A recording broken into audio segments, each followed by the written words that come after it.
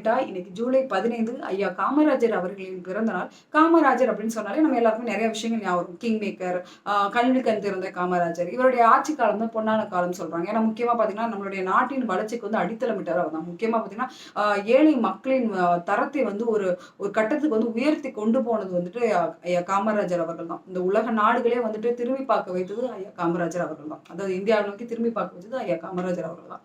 So அவரை பத்தி நிறைய விஷயங்கள் நமக்கு தெரியும். பட் ஸ்டில் நம்ம இதுவரையும் பேசப்படாத, வரலாற்றில் சொல்லப்படாத, அதாவது முக்கியமா இந்த விஷயங்கள்லாம் வந்து பேசிட்டு இருக்க மாட்டோம். ஸோ அந்த மாதிரி இல்லாத ஒரு 10 சுவாரஸ்யமான விஷயங்கள் அதை பத்தி தான் இன்னைக்கு பார்க்க போறோம்.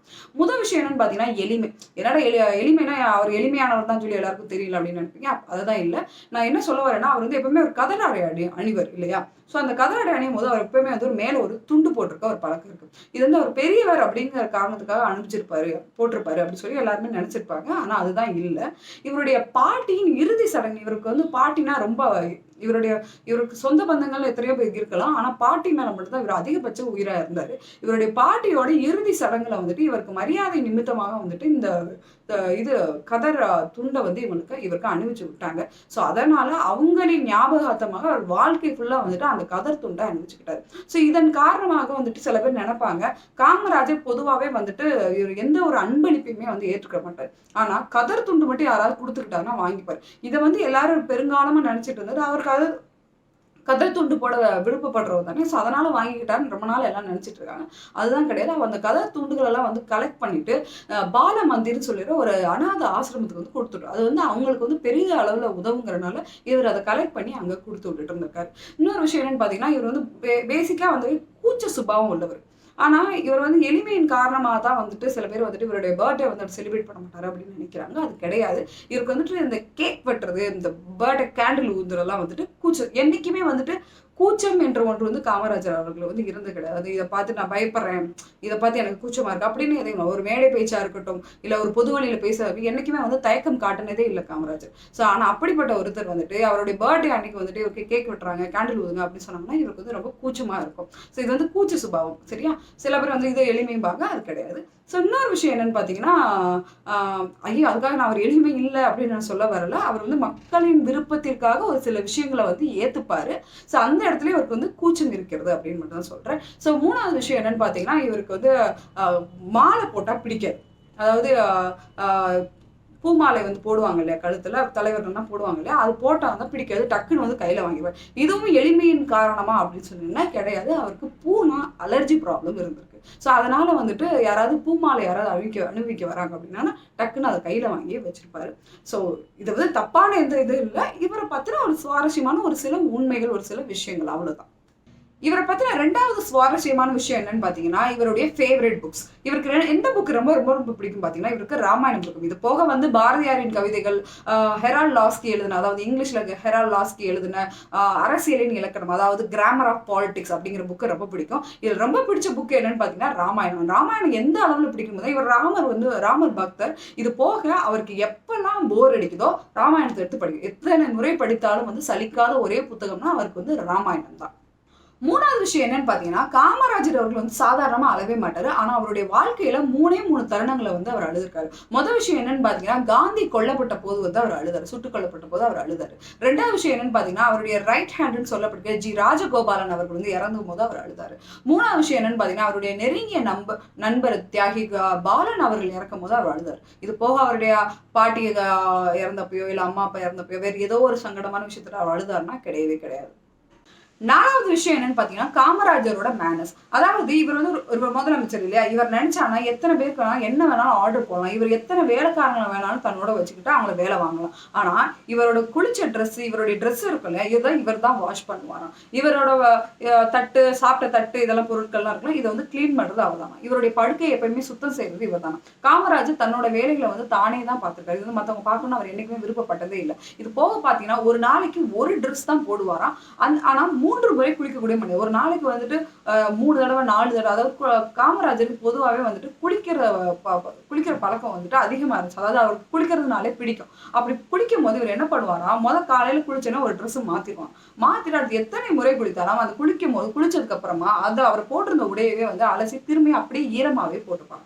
இதை ஒண்ணு அவர் ஃபாலோ பண்ணிக்காரு. 2வது விஷயம் என்னன்னு பாத்தீங்கன்னா, அவர் எங்க இருந்தாலும் சரி, எந்த சூழ்நிலையில இருந்தாலும் சரி, தன்னை சுற்றி இருக்க எல்லாரும் சாப்பிட்டாங்களான்னு கேட்காம அவர் சாப்பிட்டதே இல்லை. அது அவர் வீட்டு டிரைவரா இருக்கட்டும், இல்ல வேற ஏதாவது வேலைக்காரங்களா இருக்கட்டும், ஏதாவது ஒரு குழந்தையா இருக்கட்டும், ஏதாவது ஒரு பெரியவங்களா இருக்கட்டும், யாரா இருந்தாலுமே அவங்க எல்லாரும் சாப்பிட்டாங்களான்னு கேட்டுதான் வந்து அவர் சாப்பாட்டுல கை வச்சிருக்காரு. 3வது விஷயம் என்னன்னு பாத்தீங்கன்னா, இவர் வந்துட்டு அதாவது ஒருத்தவங்களுடைய வேலை நீக்கத்தை வந்து ஒரு பெரிய அளவுல பார்த்திருக்காரு. அதாவது வேலையில இருந்து ஒருத்தவங்களுக்கு வந்து சங்கடம் கொடுக்கறது வந்துட்டு ஒரு மேனஸ் இல்ல. அப்படி தேவையில்லாத இடத்துல ஒருத்தவங்களுக்கு வந்து சங்கடம் கொடுக்க வந்து மேனஸ் இல்லை அப்படின்னு நினைச்சிருக்காரு. அது என்ன மாதிரின்னு பாத்தீங்கன்னா, அரசு அலுவலகத்துல ஏதோ ஒரு காரணமாக வந்துட்டு அலுவலர்கள் வந்து அது அதிகமான அளவுல இருந்தாங்கன்னா அந்த டயத்துல வந்து வேலை நீக்கம் செய்வாங்க. இப்பயுமே அந்த இது உண்டு. ஆனா அவருடைய காலகட்டத்துல மட்டும் அந்த வேலை நீக்கம் செய்யறது அவருக்கு பிடிக்காது. அதுக்கு பதிலா என்ன பண்ணுவாரா, வேலை மாற்றம் கொடுத்து விடுவாராம். இந்த ஒரு மேனஸையும் வந்துட்டு அவர் ஃபாலோ பண்ணியிருக்காரு.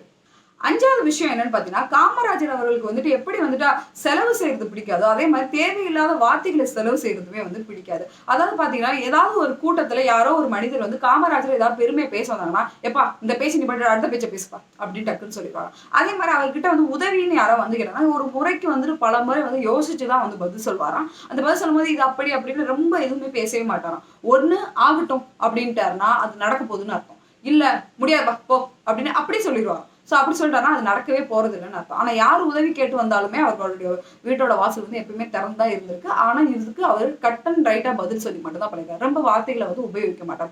அதே மாதிரி இவருடைய இப்ப இந்த கட்சி மீட்டிங் அப்படின்னு இருக்கும்னா அந்த இடத்துல வந்துட்டு எதிர்கட்சிகளை வந்து யாராவது பேசுறாங்க, இல்ல எங்கேயாவது பேச்சுரை இருக்கும்போது, அதாவது கேன்வாஸ் பண்ண போவாங்கல்ல, அந்த டயத்துலயே வந்துட்டு யாராவது வந்துட்டு எதிர்கட்சிகளை வந்துட்டு ஏதாவது திட்டி பேசுறாங்க. ஏப்பா இப்ப அதுக்காக வந்திருக்கோம், நீ என்ன திட்டம் கொண்டு வர போற, அதை பத்தி மட்டும் பேசுப்பா, நீ மக்களுக்கு என்ன செய்வா அதை பத்தி மட்டும் பேசுப்பா, எதிர்கட்சிகளை திட்டி என்னப்பா பண்ண போறேன் அப்படின்னு சொல்லிட்டு டக்குன்னு அவங்க பேச்சை கட் பண்ணிட்டு அடுத்த வேலை என்னவோ அதுக்கு மட்டும்தான் அவர் கான்சென்ட்ரேட் பண்ணிட்டாரு. பேச்சுகளையும் வந்துட்டு நாவை அடக்கி வாழ வேண்டும் அப்படின்னு சொல்லுவாங்க இல்லையா, சோ அதை வந்து பெரிய அளவுல வந்து கடைபிடித்தவர் ஐயா காமராஜர் அவர்கள்.